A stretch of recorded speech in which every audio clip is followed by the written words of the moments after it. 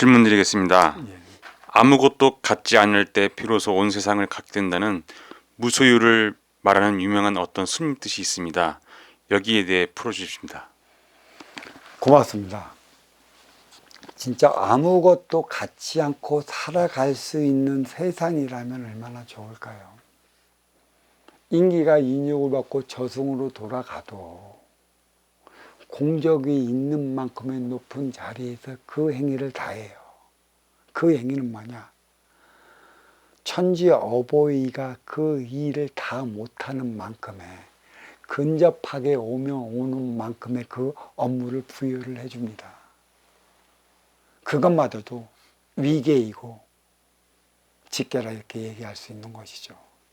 근데 여기는 인기가 인육을 쓰고 인간으로 살아가는 데 있어 그 육생량은 필요한 것이에요.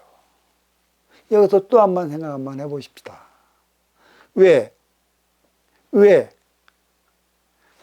하느님께서는 굳이 인육을 쓰고 인간으로 살아가게끔 왜 만들어 놨는가, 이 깊이를 한번 생각해 보자는 얘기죠. 빈물질 차원 영혼이라면 물질이 필요하겠습니까? 안 필요합니다. 근데 인기가 인육을 쓰고 인간으로 살아가기 때문에 인육이, 이거를 건설시키기 위한 육생량이, 물질이 필요한 것이죠. 문제는 이 물질욕에 빠져 있음으로 인해 갖고 인간이 인간으로서의 삶을 살아가지 못하는 것이죠. 그때가 어떤 때인가? 정확하게 이 육생량을 위해 때가 되면 이승에서 받아온 사주, 그 육생의 기본운의 자리에 올라서야 하는 것이고, 문제는 여기서부터 많이 생겨요.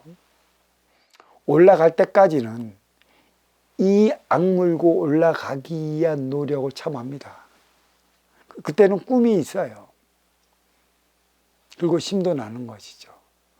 그리고 그때는 어려움이 없어요. 궁색한 거 있지. 되게 궁색하더라도 나는 내 꿈, 내 육생의 기본의 자리에 오르고자 하는 그 꿈이 있어갖고 엔돌핀이 돋아요. 그게 욕심인 것이죠. 인간에게 욕심이 주어진 건 육신이 있기 때문에 주어진 것이고, 또 육신을 건설시키기 위해 육생량을 나는 버려야 하는 것이고, 또 욕심 때문에 인간은 한 가지 또 더 만들어 놓은 게 있죠. 창고. 육생량을 보관해 주는 창고죠.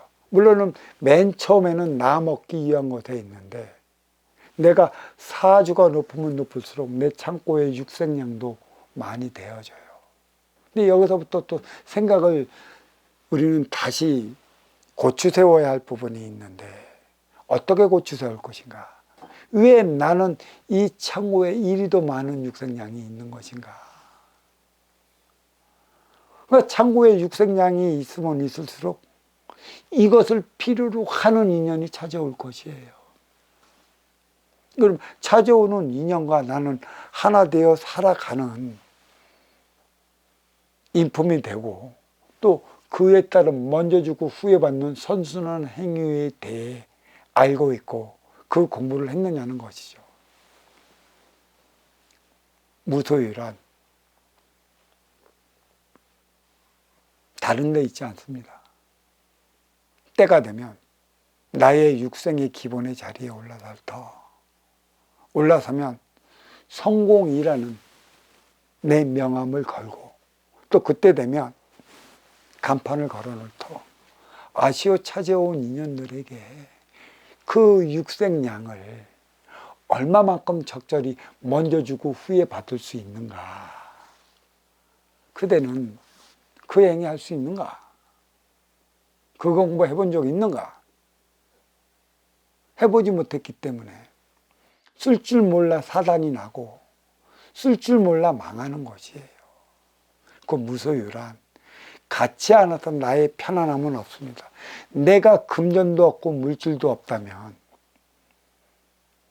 내 앞에 누가 없는 줄 아십니까? 인연이 없어요. 내가 잘 나가다가도 못 나갈 때 보면 어떻게 돼요? 인연이 없어져. 인연이. 그렇게 찾아오는 인연도 없어. 왜?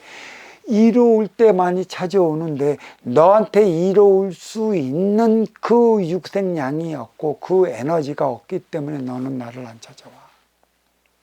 물론 육생량이 없고 정신량이 없어도 인성만 잘 배양한다면 소통하는 데가 문제가 없는데, 그러니까 소통 또한 안 되니까 나중에 내가 어려워지면서 인연이 찾아오지 않으면 인간은 하는 짓이 있어요. 지금 어떤 짓을 할까요? 근데 반려동물과 놀아. 그 반려동물로 인해 갖고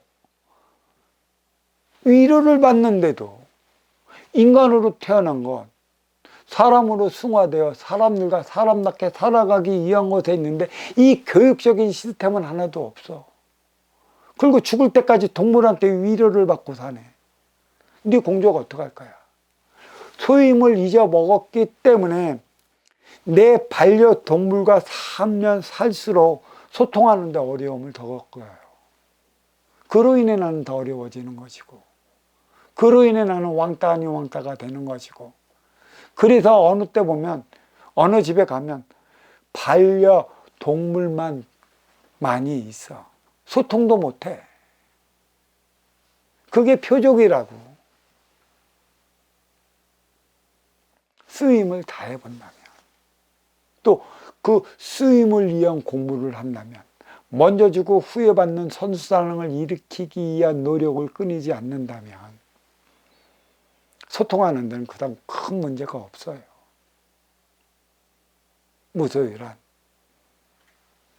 그 쓰임을 얼마만큼 잘하는가, 얼마만큼 먼저 주고 후회 받을 수 있는 선순환 행위를 할 수 있는가, 그 시스템을 갖췄는가. 결국은 상생이라는 것이에요. 상생할 줄 아는가. 그래서 무소유에 대한 즐거움은 나는 내가 가진, 내가 부여받은 육생량을 그냥 그 거침없이 먼저 주고 후회 받는 상생을 일으켜 살아가는 삶을 가리키는 것이지, 천지대자연께서 육을 쓰고 살아가는 인간에게 필요해서 주어진 그 에너지를 왜 막 줘? 왜 막 버려? 왜 그대를 어렵게 만들어 놨을까? 그대가 그대의 삶을 살아간다면 천지대자연은 그대를 어렵게 안 만들어 놔요. 그 표적을 안 준다는 것이죠. 표적을 받았다는 것은 그에 따른 나의 삶을 다하지 못했기 때문에 내가 어려워지고 힘들어지고 고통스러워지는 것입니다. 그래, 어버이가 너를 힘들게 해놓고 그 인연이 나한테 왔어. 그러면 그 책임의 에너지는 어디 있냐? 나를 통해 그와 한번 살아가 보거라 라고 책임의 에너지를 인연으로서 준 거예요. 이때는 추우니까, 배고프니까 옷도 좀 입혀줘야 되고 먹을 것을 좀 줘야 되는 것이지, 그러면서 어렵고 힘들어진 이유와 원인을 가르쳐 주면서 스스로 자립할 수 있는 길을 열어줄 수 있어야 하는 것이지, 그 책임의 질량으로 인해 대자연은 그러한 인연을 나한테 보내주는 것입니다. 과연 너는 지도자로서 그 행위를 다 할 수 있을까? 다 하지 못하면 이런 지도자들도 가면서 부딪혀 충돌이 어렵고 힘들고 만들어. 그래서 계속 표적은 발생되는 건데, 위에 있다 보니까 밑에서는 이러한 표적이 들어가는지 안 들어가는지 몰라. 그렇지만 이 하층이 상층의 표적을 받으면 눌려서 그냥 압에 들려 살아가지를 못해요. 그 차원이 다른 것입니다. 자, 이 무소유에 대한 질문 여기에 마치도록 하겠습니다. 자, 감사합니다.